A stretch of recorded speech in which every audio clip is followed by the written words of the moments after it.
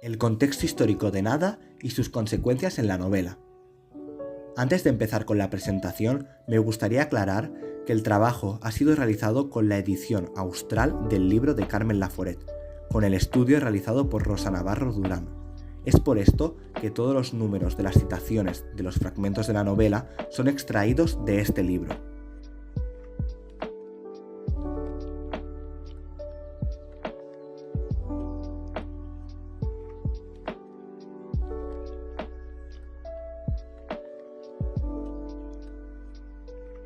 Nada de Carmen Laforet se puede enmarcar en la corriente literaria del existencialismo, un estilo que refleja la miseria moral y material de la España de la posguerra.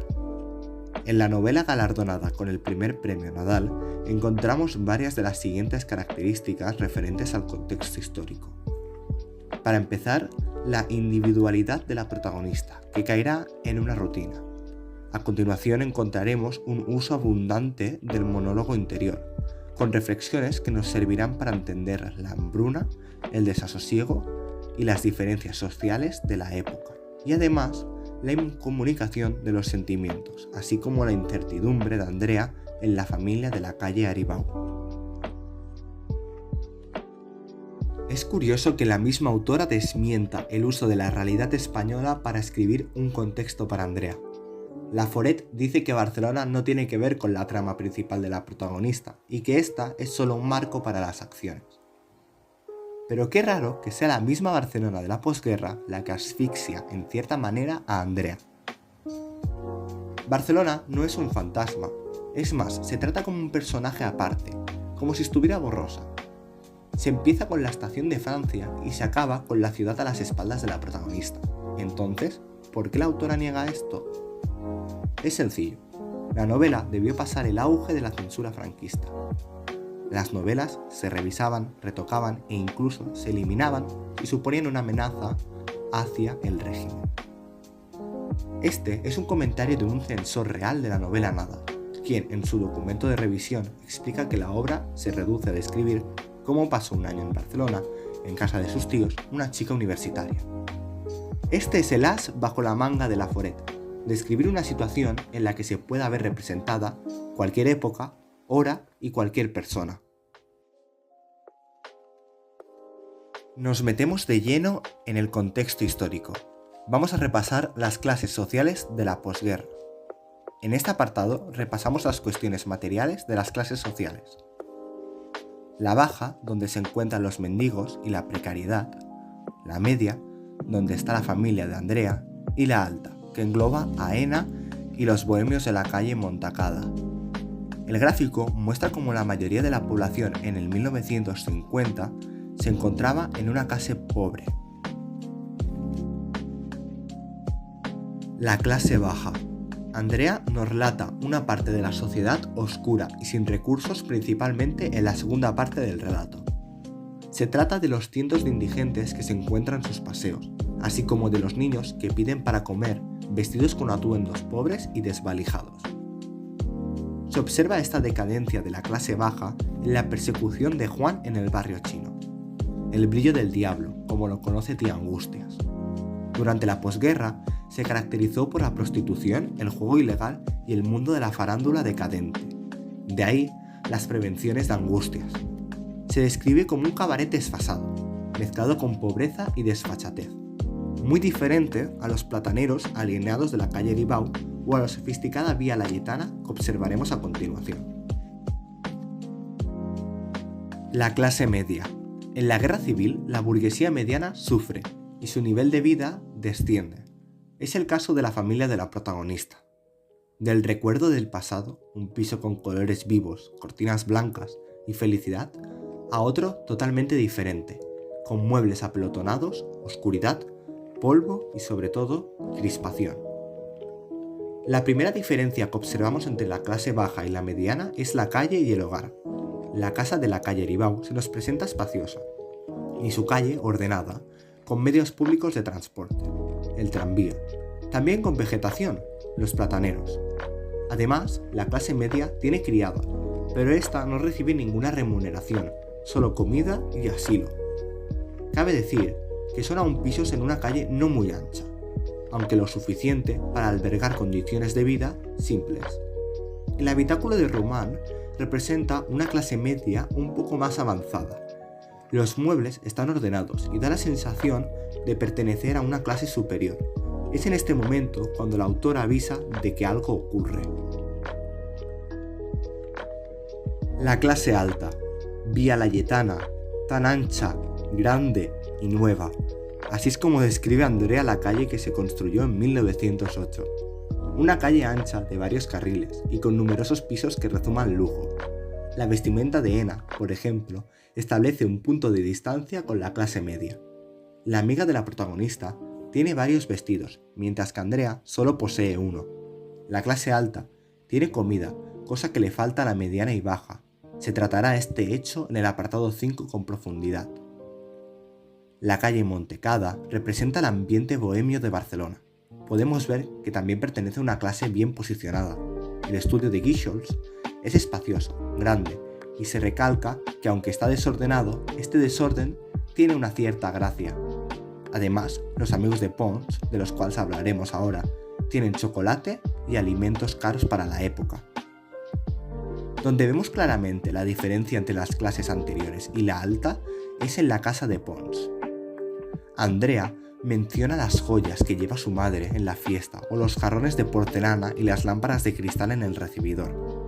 En la fiesta se ve cómo los invitados traen consigo una cierta arrogancia, ya que se pasean con vestidos de alta costura y con zapatos lejos del nivel adquisitivo de la familia de la calle Aribau.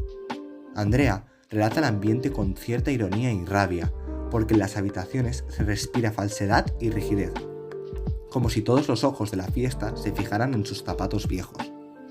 Ena también tiene una torre con jardín, al igual que Pons, una casa que impone según Andrea. Los trastornos psicológicos de la guerra civil. Los soldados bajo el fuego de la artillería y al entrar en combate sufrían palpitaciones violentas, vacío de estómago, temblores en el cuerpo, frío generalizado y desabastecimientos. Los registros militares de la época revelan que el número de soldados con enfermedades mentales sobrepasaba por completo la capacidad de los hospitales militares. El estrés postraumático se ve principalmente en el personaje de Román, que, como dice la abuela en el capítulo 4, cambió en los meses que estuvo en la Checa. Allí lo martirizaron.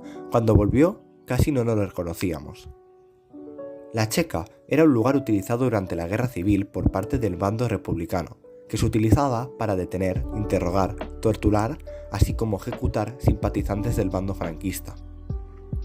Román fue delatado por Gloria e interrogado brutalmente por ser un espía del bando ganador. Es de este lugar y del sufrimiento pasado durante la guerra que Román tiene esa ansia de matar y de locura, por lo que se transforma en un manipulador llevando al extremo el espionaje que había ensayado en la contienda.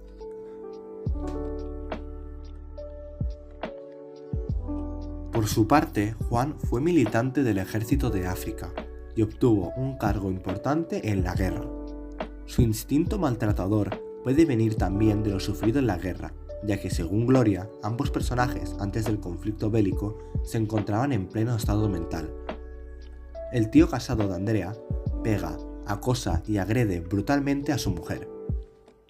Llegamos a observar episodios muy fatídicos, que ponen la piel de gallina al lector.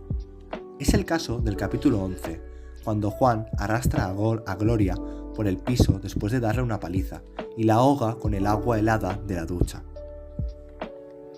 La autora ha querido relatar estos abusos con gran detalle. Es una denuncia indirecta de lo que pasaba en las casas de la época.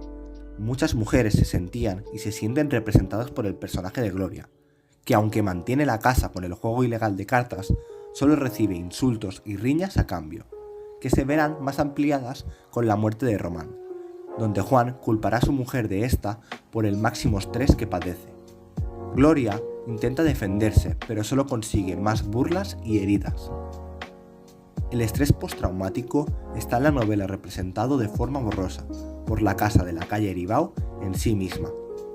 Debajo de los muebles desordenados se esconde una trastienda representativa de las familias que participaron en la Guerra Civil Española.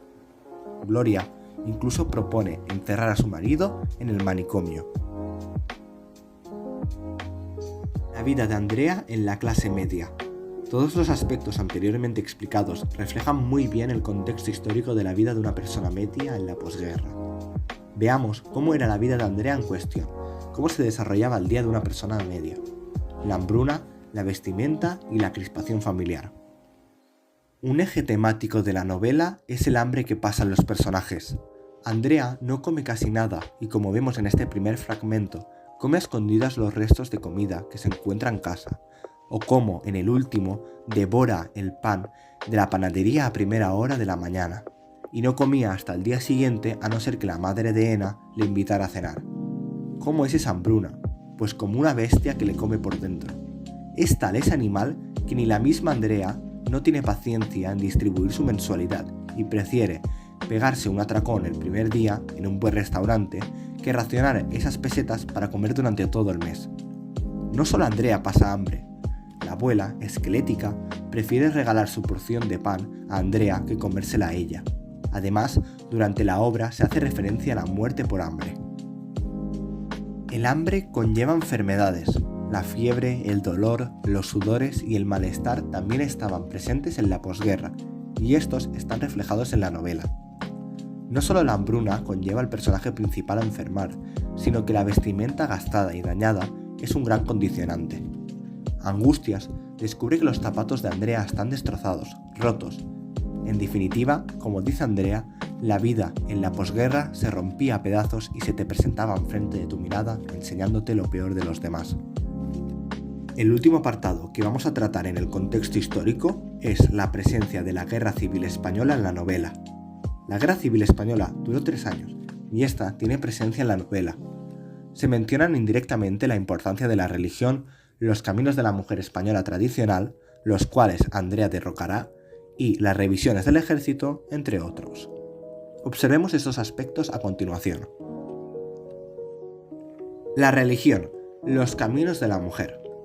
La religión fue un gran apoyo de la Guerra Civil Española y esta se transformó durante la posguerra en un símbolo de represión femenina constante.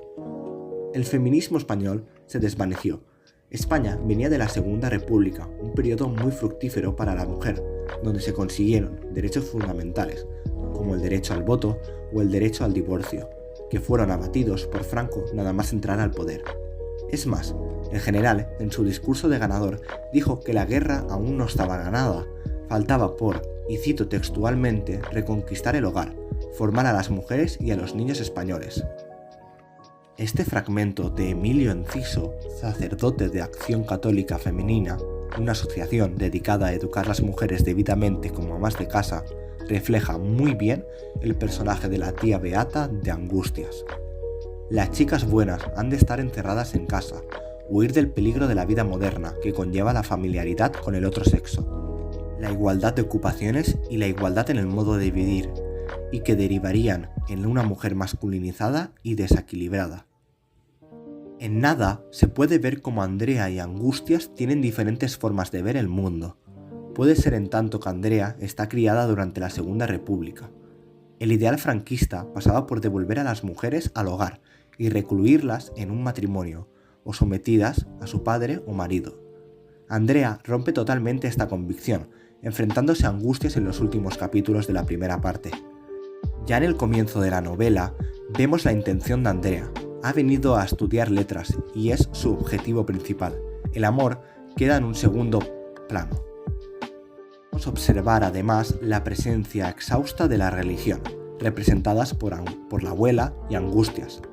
El temor de ser descubierta la infidelidad de Angustias con Jerónimo hace que ésta escoja el camino más laborioso, el de encerrarse de por vida en un convento, con el objetivo de purgarse de sus pecados. La muerte de Román, a simple ojo, no tiene nada de especial, si se analiza desde el punto de vista del contexto histórico. Pero no es así. El suicidio de este personaje resume bastante bien la situación desastrosa de la posguerra. El gráfico muestra el aumento de la tasa de suicidio en 1940, mostrando su pico. Román, histérico por las consecuencias psicológicas que le ha dejado la guerra y acorralado por la confesión de Gloria ante la policía, la cual le acusa de traficante, decide suicidarse en un arrebato mientras afeita. Muchas personas se vieron obligadas a tomar el suicidio como vía de escape a la tortura y persecución franquista. Además, la muerte vuelve a reflejar la importancia de la religión. Vemos cómo la casa se envuelve en una áurea de luto, pues se cierran todos los balcones. Además, observamos cómo la madre de Román dice que su hijo se arrepintió de todas sus acciones antes de morir.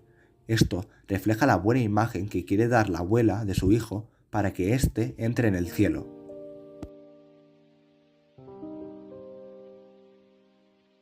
Las posiciones de los personajes durante la Guerra Civil.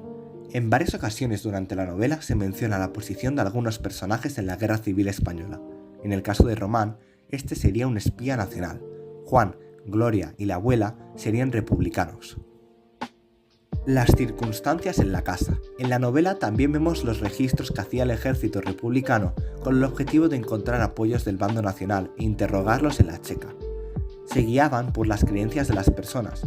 Se tachaba de franquista a aquella persona que creía en Dios o estaba a favor de la religión, como podemos observar en este fragmento. Además, vemos como durante la guerra ciertas personas eran escondidas en casas ajenas a las suyas, con el simple fin de sobrevivir y no ser atacado o matado por el ejército que lo tenía en busca y captura. En el caso de la novela Nada, este perfil lo adopta el jefe de Angustias, don Jerónimo, con quien tiene un affair sentimental. A modo de final para el trabajo, me gustaría hacer una conclusión de la novela. Nada constituye una crítica al contexto histórico español del 1945 en toda regla.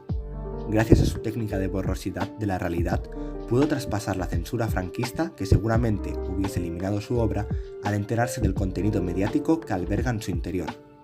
La autora trata desde las diferencias sociales entre las clases establecidas en la posguerra hasta los trastornos psicológicos de los soldados, pasando por la religión, la hambruna y el feminismo de Andrea, una mujer que rompe esquemas queriendo estudiar en la universidad y dejando atrás el amor para centrarse, finalmente, en su esencia como persona. Laforet dice que Barcelona es solo un lugar que enmarca la novela, pero como hemos observado, no es así. La ciudad y su ambiente en los diferentes barrios son detallados con mucha precisión para introducir al lector de golpe en la realidad vivida de la época. Es por esto que Nada es y será siempre un clásico de la novela española.